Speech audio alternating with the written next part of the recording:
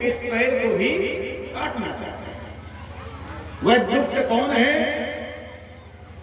तो कहते हैं यही वो दुष्ट है जिसका नाम कलयुग है। महाराज परीक्षित ने जब इस दृश्य को देखा तुरंत धनुष बाण उठा लिए। अरे दुष्ट तू कौन है जो मेरे राज्य में इस निरपराध जीव को,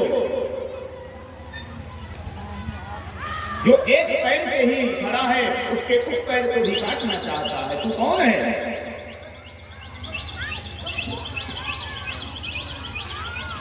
तो वह जो काला व्यक्ति था वो कहता है महाराज मैं कलयुग हूं। महाराज परीक्षित कहते हैं तेरी हिम्मत कैसे हुई मेरे राज्य में आने की? तू मेरा राज्य छोड़ करके चला जा। तो कहते हैं कलयुग कहता है महाराज जिस दिन भगवान श्री कृष्ण का अपने वैकुंठ धाम गमन हुआ है मैं तो उसी दिन आ गया था, क्योंकि जब भगवान कृष्ण इस धरा भूमि को छोड़ करके गए उसी दिन द्वापर युग का समापन हो गया, कलयुग प्रारंभ हो गया। महाराज परीक्षित कहते हैं मैं तुझे यहां नहीं रहने दूंगा। कलयुग कहता है महाराज सृष्टि का यही नियम है, सतयुग त्रेता द्वापर की समाप्ति में मुझे तो आना ही था। अब आप बताओ मैं कहां रहूं? आप चक्रवर्ती सम्राट हैं, इस संपूर्ण वसुंधरा के आप स्वामी हैं, मैं आपकी शरण में हूं, बताओ मैं कहां रहूं? महाराज परीक्षित कहते हैं मैं तुम्हें रहने का स्थान दूंगा, लेकिन यह बैल कौन है जिसके ऊपर तू इतना अत्याचार कर रहा है? तो बैल पता है कौन है? वह बैल धर्म है। महाराज परीक्षित कहते हैं अरे धर्मानुभाव तुम्हारे ये पैर कैसे कट गए और तुम एक ही पैर से कैसे खड़े हो? ये तुम्हारे दुख का क्या प्रयोजन है? वह धर्म रूपी बैल कहता है महाराज यह कलयुग है, कलयुग में तपस्या समाप्त हो गई, वैराग्य समाप्त हो गया, त्याग समाप्त हो गया, सिर्फ भक्ति बची है। भक्ति के पैर के द्वारा मैं खड़ा हूं और यह तीनों पैर मेरे कट गए। आप पूछते हो कि मेरे दुख का क्या कारण है, तो मैं किसको दोष दूं? मैं दोष किसको दूं? हमारे ग्रंथ कहते हैं कि जो भाग्य में लिखा होता वही मिलता। गीता में भगवान ने कहा है जैसे कर्म करोगे वैसा ही फल मिलेगा, कि कर्मण्येवाधिकारस्ते मा फलेषु कदाचन मा कर्मफल हेतुर्भूर्मा ते संगोऽस्तु कर्मणि।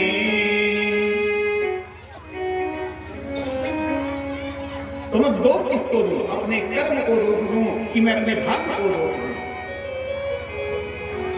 कर्म कहता है कि जो कुछ तुम करोगे इस संसार में वही तुमको भोगना पड़ेगा। कि कर्म प्रधान ईश्वर चिराग, कर्म प्रधान ईश्वर चिराग, कर्म प्रधान ईश्वर चिराग, कर्म प्रधान ईश्वर चिराग, जो जस करे वो तस फल जाता, जो जस करहि सो फल जाता। अगर मैं आपको कहूं कि महाराज यह मेरे कर्मों का फल है, क्योंकि संसार कहता है तुम जो कुछ करोगे उसी का फल तुम्हें भोगना पड़ेगा, तो हो सकता है मैंने अपने जीवन में ऐसे बुरे कर्म किए हों तो जिसका फल भोग रहा हूं। अगर मैं कर्म को न मानूं, भाग्य को मानूं, तो लोग कहते हैं ना, मीमांसा कहती है सुखस्य दुखस्य न कोपि दाता, कोई किसी को सुख दुख नहीं दे सकता। कि काहो न को सुख दुख कर दाता, काहो न को सुख दुख कर दाता, निज कृत कर्म भोगे सब भ्राता, निज कृत कर्म भोगे सब भ्राता।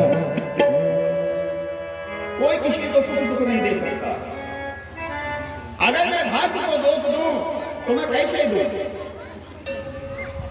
एक बात मुझे समझ में आती है, कहते हैं गीता में आया है, यह जो आत्मा होती है ये तो सुख और दुख से परे है। आंख अगर समाप्त हो जाती है तो क्या मैं खत्म हो जाता हूं? नहीं खत्म होता। हाथ पैर कट जाते हैं तो क्या मैं मर जाता हूं? नहीं मरता। तरह तरह के क्लेश इस शरीर में होते हैं तो क्या हमारी मृत्यु हो जाती है? कहते हैं तब भी मैं नहीं मरता। मैं तो निशुद्ध निर्लिप्त शुद्धात्मा हूं जो सुख और दुख दोनों से परे है। तो मैं दोष किसको दूं? कि नैनम छिन्दन्ति शस्त्राणि नैनम दहति पावकः अन्नाचैनं क्लेदयन्त्यातो नाशोकयति मारुतः। अगर मैं निर्विकार रूप से देखूं तो मैं एक शुद्ध आत्मा हूं। तो आत्मा ना कभी मरती है, ना आत्मा का कभी जन्म होता है, ना आत्मा को जल गला सकता है, ना आत्मा को वायु सुखा सकती है, ना आत्मा को अग्नि जला सकती है। मैं तो शुद्ध आत्मा हूं। तो मैं दोष किसको दूं? हे महाराज परीक्षित, यह संसार काल के अधीन है।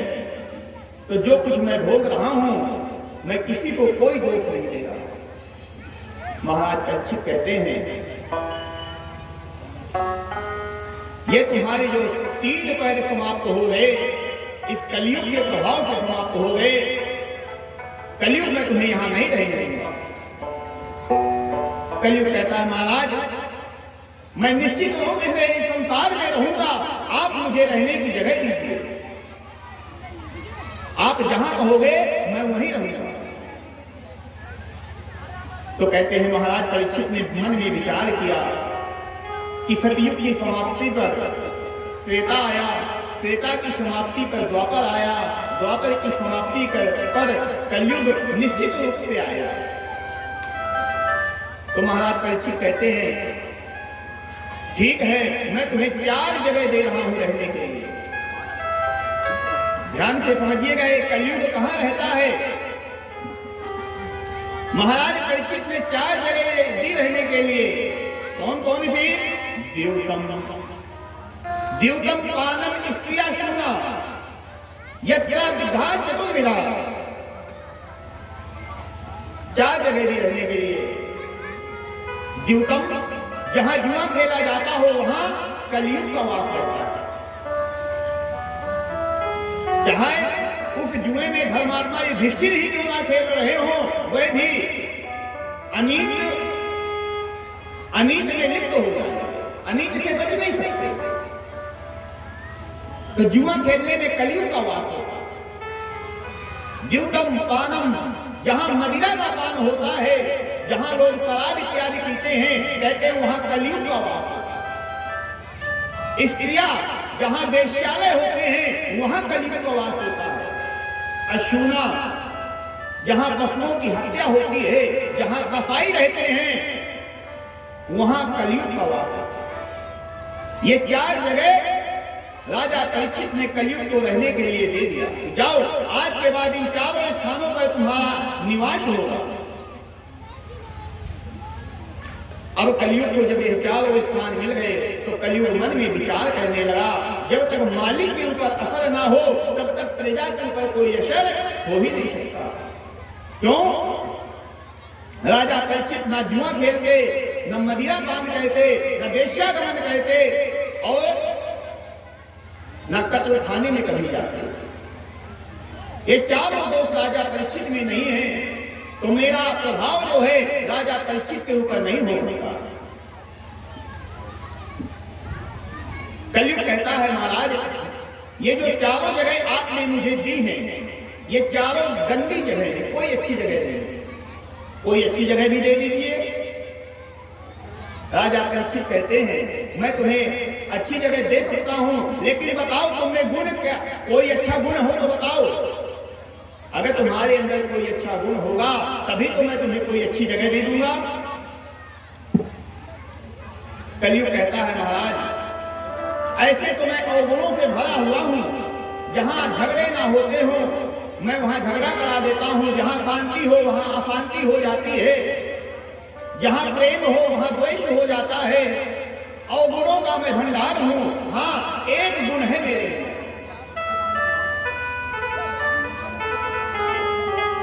कौन सा गुण है?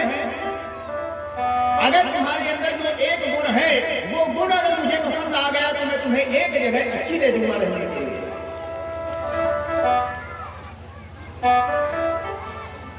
कलयुग कहता है महाराज, जो फल जो भगवत प्राप्ति सतयुग त्रेता द्वापर में त्याग, वैराग्य, ज्ञान, यज्ञ के द्वारा प्राप्त होती थी, वही कलयुग में भगवान का नाम लेने से वही फल की प्राप्ति होगी। सिर्फ एक ही गुण है मेरे में, कि कलयुग केवल नाम आधारा, कलयुग केवल नाम आधारा, कलयुग केवल नाम आधारा,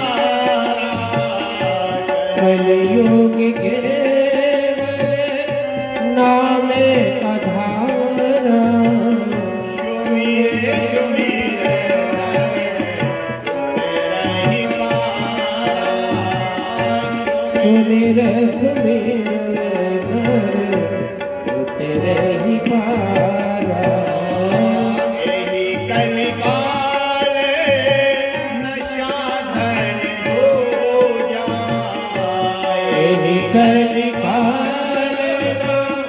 साधन दूजा, जोग यज्ञ जप तप व्रत पूजा, जोग यज्ञ तप व्रत पूजा। कलयुग केवल नाम आधारा। इस कलयुग में अगर कोई कहे कि मैं ज्ञान के द्वारा परमात्मा को प्राप्त कर सकता हूं, कोई कहे मैं वैराग्य के द्वारा प्राप्त कर सकता हूं, कोई कहे मैं यज्ञ के द्वारा प्राप्त कर सकता हूं, कोई कहे मैं त्याग के द्वारा भगवान को प्राप्त कर सकता हूं, तो यह कलयुग है, युग का प्रभाव है। आप भगवान की प्राप्ति नहीं कर सकते। कलयुग में अगर भगवान की प्राप्ति करनी है तो एक ही मार्ग है आपके पास, क्या? भगवान की भक्ति। कलयुग की इस बात को सुन करके महाराज परीक्षित बहुत प्रसन्न हुए। चलो, तुमने एक गुण तो है, और क्या विशेषता है तुमने? समझिएगा, जिन लोगों का कथा सुनने में मन ना लग रहा हो ना, वो चाहे बंधुजन हो, चाहे माताएं बहनें हो, समझ लो उनके सर पे कलयुग बैठा हुआ है। ना तो सुनेंगे ना बगल वाले को सुनने देंगे। यहाँ जितने बैठे हैं सब मेरी निगाह में, मुझे ये भी पता है कौन क्या बात कर रहा है। इसलिए अपने को नहीं सुनना मत सुनो, कम से कम जो बगल वाले आए हैं उनको तो सुनने दो। बाकी ये सास बहू की कहानी तो जिंदगी भर चलती ही रहेगी, यहाँ तो छोड़ दो। महाराज परीक्षित कहते हैं, कलयुग तुझमें एक गुण है, मुझे बहुत अच्छा लगा। और क्या विशेषता है तुझमें? कोई विशेषता भी है? गुण तो हो गया कि एक गुण है, विशेषता भी बता, कोई और विशेषता हो। तो कलयुग कहता है महाराज एक विशेषता भी है। क्या क्या विशेषता है? कलयुग कहता है महाराज जो सतयुग त्रेता द्वापर में हम मन से किसी का बुरा सोचते थे तो पाप लगता था, मन से किसी का बुरा सोचते थे तो पाप लगता था, मन से किसी का अच्छा सोचते थे तो पुण्य लगता था। लेकिन ये जो कलयुग है ना, इसमें ऐसी व्यवस्था नहीं है कि कलि करे परम व्रतापा, कलि करे परम प्रतापा, कलि करे परम व्रतापा, परम प्रतापा, मानस पुण्य कोहि नहीं बापा, मानस पुण्य कोहि नहीं पापा। कलयुग में एक विशेषता है। कलयुग कहता है महाराज इस कलयुग में, इस मेरे युग में एक विशेषता यह है कि अगर मन से आप किसी का बुरा सोचोगे तो मानस पुण्य हो ही नहीं पापा। मन से अगर किसी का बुरा सोचोगे तो आपको पाप नहीं लगेगा, और मन से अगर किसी का भला सोचोगे तो आपको पुण्य लगेगा। ये एक विशेषता भी है। सतयुग त्रेता द्वापर में ये विशेषता नहीं थी। मन से बुरा सोचोगे तो पाप लग जाएगा, लेकिन कलयुग में मन से बुरा सोचोगे तो पाप नहीं लगेगा। क्यों? क्योंकि यहाँ तो जितने हैं संसार में सभी लोग एक दूसरे का बुरा ही सोचने वाले हैं, कोई अच्छा सोचने वाला है ही नहीं। तो कितने पाप हो जाएंगे? पाप की जो गठरी है तुरंत भारी हो जाएगी, जो पाप का घड़ा है तुरंत भर जाएगा। ये युग का प्रभाव है। इसलिए किसी का बुरा सोचोगे तो पाप नहीं लगेगा, किसी का भला सोचोगे तो आपको पुण्य लगेगा। महाराज परीक्षित कहते हैं, हे कलयुग, तुझमें एक गुण मुझे बहुत अच्छा लगा कि भगवान का नाम लेने से, भगवान की भक्ति करने से परमात्मा की प्राप्ति हो जाएगी। सतयुग त्रेता द्वापर में हजारों दसों हजार वर्षों तक, लाखों वर्षों तक ऋषि मुनि भगवान का भजन करते थे, तपस्या करते थे, यज्ञ करते थे, वैराग्य त्याग ले लेते थे, तब भी भगवान के दर्शन नहीं होते थे। तो कहते हैं भगवान का दर्शन करने के लिए क्यों नालायक रहते थे? इसलिए कि अंत के समय में एक बार भगवान का नाम मुख में आया। मैं एक बहुत ही विशेष बात बताता हूं, ध्यान रखिएगा। यहां जितने महानुभाव बैठे हैं ज्यादातर मुझसे ज्यादा उम्र के बैठे हुए हैं। हम जब किसी व्यक्ति की मृत्यु होती है तो हम उसको लेके चलते हैं, लेके जाते हैं ना, क्या कहते हैं? राम नाम सत्य है, ऐसे कहते हैं ना। राम नाम सत्य है, राम नाम सत्य है, ऐसे जोर की आवाज लगाते हैं। एक तो हमारे आगे होता है, वो जोर से चिल्लाता है, उसके पीछे सारी जनता होती है, वो भी सत्य है कहती है। कभी विचार किया इस बात पे क्यों बोलते हैं? विचार किया है कभी? क्या जो मर गया है हम इसको सुना रहे हैं? तो जब वो मर गया तो सुनाने का क्या प्रयोजन? जब तक जिंदा था तब तक क्यों नहीं बताया कि राम नाम सत्य है? तो कहते हैं हम उसको नहीं सुना रहे, जो हमारे पीछे हैं उनको सुना रहे हैं। तो उनको सुना रहे हो तो जरूरी है किसी रास्ते पर सुनाओ। जब लौट के आते हैं तब तो नहीं बोलते, बोलते हैं नहीं बोलते। आखिर राम नाम सत्य है क्यों कहते हैं? विचार करिए। हमारी जो परंपराएं हैं सनातन धर्म की, ये कोई फालतू की विडंबनाएं नहीं है। हर एक परंपरा का सार्थक प्रयोजन है। तो कहते हैं ये राम नाम सत्य कहते क्यों? तो कहते हैं मनुष्य के शरीर में 10 प्रकार के प्राण होते हैं। एक प्राण नहीं होता, 10 प्रकार के प्राण होते हैं। एक प्राण के निकलने से व्यक्ति की मृत्यु नहीं होती। मनुष्य के शरीर में 10 करोड़ रोमे होते हैं। जो शरीर के बाल होते हैं ना, इनकी संख्या 10 करोड़ होती है। और मनुष्य के शरीर में 10 प्रकार के प्राण होते हैं। एक प्राण नहीं होता, 10 प्रकार के प्राण होते हैं। प्राण अपान, शमान, उदान, व्यान, नाग, कूर्म, चकर, देवदत्त और धनंजय, ये 10 प्रकार के प्राण होते हैं इस मनुष्य के शरीर में। आपने देखा होगा जब किसी की मृत्यु हो जाती है, मरने के बाद जब उसको रख दिया जाता है, तो हम देखते हैं दूसरे दिन किसी का शरीर नीला हो जाता है, किसी का शरीर पीला हो जाता है, किसी का शरीर काला हो जाता है, किसी के शरीर में सूजन आने लगती है। क्यों? उसके शरीर में भी कोई तत्व है जो उसको नीला, पीला, काला कर रहा है, उसके शरीर में सूजन पैदा कर रहा है। कोई तत्व है।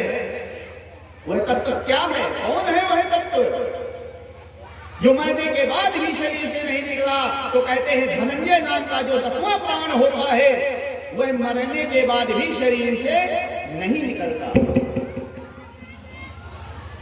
हम उस धनंजय नाम के प्राण को सुनाने के लिए कहते हैं कि अरे धनंजय सुन, अगर तुझमें जरा भी चेतना रह गई हो, जरा भी शक्ति रह गई हो, तो सुन ले क्या? राम नाम सत्य है, राम का नाम सत्य है। धनंजय तो सुन लेकर जीव की मुक्ति हो जाएगी। हम धनंजय नाम के प्राण को सुनाने के लिए कहते हैं कि राम नाम सत्य है। अगर एक बार भी यह जीव राम का नाम सुन लेगा तो इस जीव की मुक्ति हो जाएगी। कि जन्म जन्म मुनि यतन कराहि, जन्म जन्म मुनि यतन कराहि, जन्म जन्म मुनि यतन कराहि, जन्म जन्म मुनि यतन कराहि, अंत राम मुख आवत नाही, अंत राम मुख आवत नाही।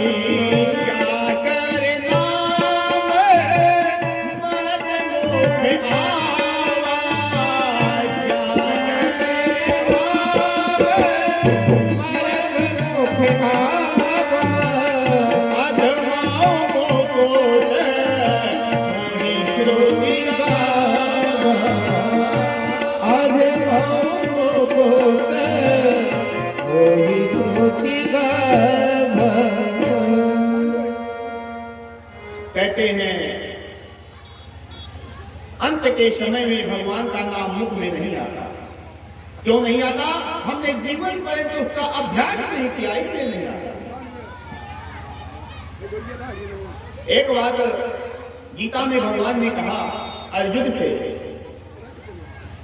हे अर्जुन तू मेरा मनन कर, मेरा चिंतन कर, मेरा भजन कर, मेरा निधिध्यासन कर। अर्जुन कहता है महाराज मैं करूं कैसे? मैं जब भी आपकी पूजा में बैठता हूं तो मेरा मन कभी व्यापार में जाता है, कभी परिवार में जाता है, कभी समाज में जाता है, स्त्री पुत्र आदि में जाता है। क्या करूं? ये परेशानियां अर्जुन की नहीं थी, ये परेशानियां हमारी और आप लोगों की भी है। जब भी हम पूजा में बैठते हैं ना, तो तरह तरह के मन में ख्याल आते हैं। कभी कोई बच्चे की आवाज आ जाएगी, माता जी आवाज दे देगी, पिताजी आवाज दे देंगे, या कोई बुलाने आ जाएगा, कोई मिलने आ जाएगा, याद आ जाएगा दुकान का ताला तो नहीं खुला, सो रहा है। जो किसान है वो सोचेंगे कि कहीं खेत में गाय बैल तो नहीं किसी के आ गए। ये कब याद आता है? जब हम पूजा करने बैठते हैं। एक बात और, जीवन में अगर हम किसी चीज की कटौती कहते हैं, समझिएगा बात को, जीवन में अगर हम किसी चीज की कटौती कहते हैं तो किसकी कहते हैं? पूजा की कटौती कहते हैं। जिस दिन हम लेट जगे उसी दिन अपनी माता जी को, अपने भाई को, पत्नी को क्या कहेंगे, आप पूजा कर लेना, मैं जल्दी में हूं, कोई जरूरी काम नहीं। ना तो हमने जब नहाने में कोई कमी की, ना खाने में कोई कमी की, ना कपड़े पहनने में कोई कमी की, तो कमी किस चीज में की, कहीं पूजा में कमी कहते हैं। अगर कटौती कहते हैं तो सिर्फ हम पूजा में कहते हैं, बाकी किसी चीज में कोई कटौती नहीं कहते। और जीवन का सार यही है, जिस चीज की कटौती नहीं कहनी उसी चीज की हम कटौती कहते हैं। भगवान कहते हैं अर्जुन को, अर्जुन तू मेरा चिंतन कर, मनन कर। अर्जुन कहता है प्रभु कैसे करेंगे, क्यों कि चंचलम ही मन कृष्ण, हे गोविंद यह जो मेरा मन है बहुत चंचल है। मैं जब भी आपके भजन में बैठता हूं, आपके चिंतन में बैठता हूं, तो ये मेरा मन जाने कहां कहां जाता है, जहां कभी मैंने सोचा भी नहीं होगा यह मन वहां चला जाता है। ये समस्याएं हम सब लोगों की हैं। अब हम विचार करें कि हमारा मन जाता क्यों है, तो कहते हैं भगवान ने अगले श्लोक में कह दिया, अभ्यासेन तु